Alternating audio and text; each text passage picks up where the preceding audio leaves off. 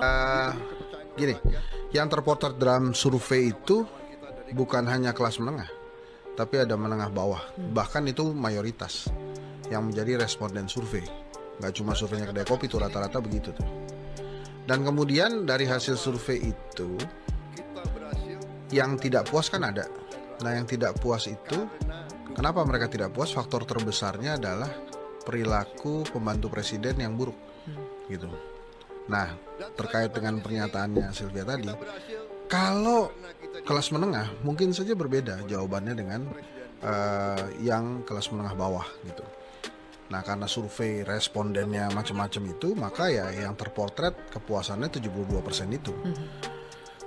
Kalau ditanya kenapa kemudian ada demonstrasi, ya ini kan banyak hal ya.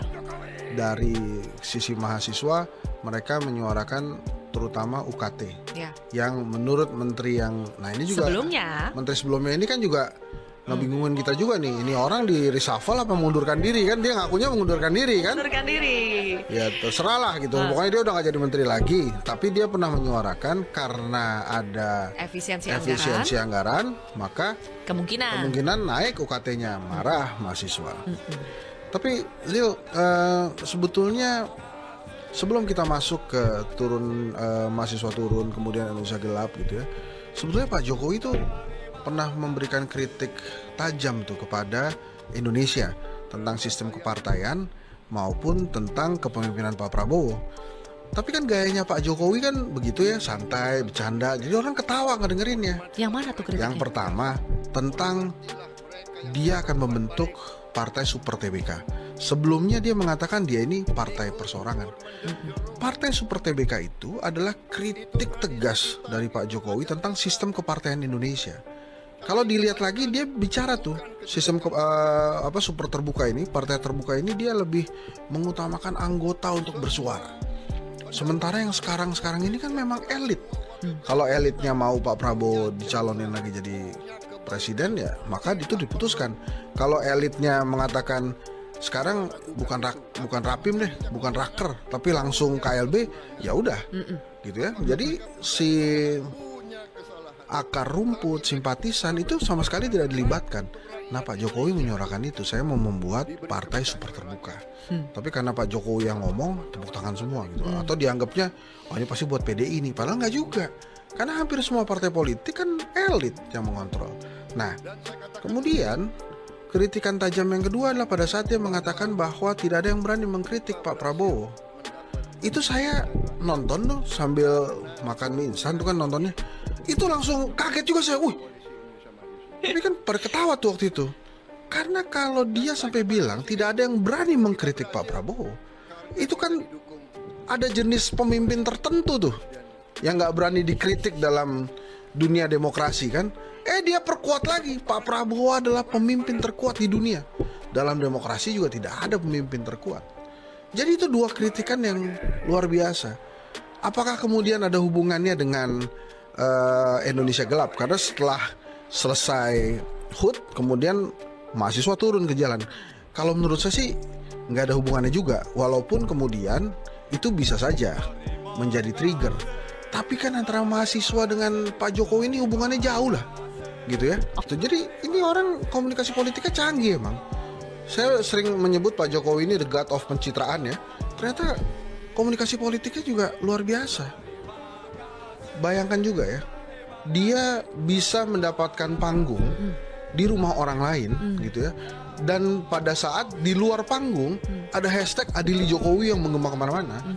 Terus tiba-tiba presidennya bilang, kita menang karena bantuan presiden ke-7 gitu. Walaupun ini gampang sekali lah. Saya pernah diwawancara beberapa teman wartawan juga saya jawab gitu, nggak mungkin Adili Jokowi itu kejadian di eranya Pak Prabowo. Karena Pak Prabowo dan Pak Jokowi itu bikin sejarah.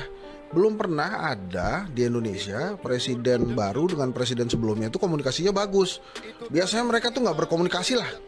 Nah ini mereka berdua berkomunikasi terus-terusan. Berbagi anak buah lagi. Ya dari mulai Mayor Teddy sampai kemudian menteri-menteri di bawahnya. Jadi akan sulit sekali.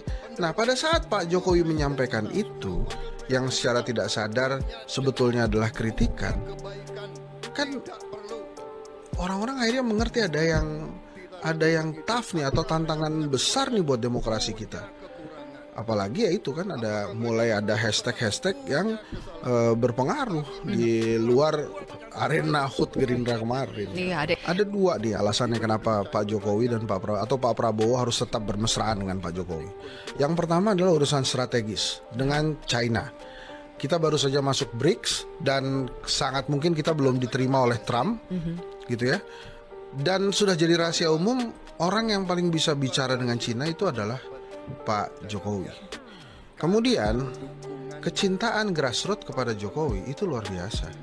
Saya ada program baru namanya Jangkrik Bos ala Hensa itu. Kita bicara dengan orang-orang yang ada di jalan, tukang bajai, tukang sol sepatu, penjaga rel kereta dan lain-lain, tukang jamu. Itu kalau ditanya kalau ketemu Pak Prabowo mau ngapain? Ada dua aja, mau minta duit, sama satu lagi berharap Pak Prabowo seperti Pak Jokowi. Kenapa? Kuat sekali di rakyat bawah itu bahwa Jokowi ini baik banget, bagi-bagi, memberikan mereka hal-hal yang mereka inginkan gitu. Nah, jadi kalau Pak Prabowo meninggalkan Jokowi dalam waktu dekat, dia juga akan kehilangan dukungan dari rakyat bawah dan seperti mempersilahkan Mas Gibran untuk terus naik.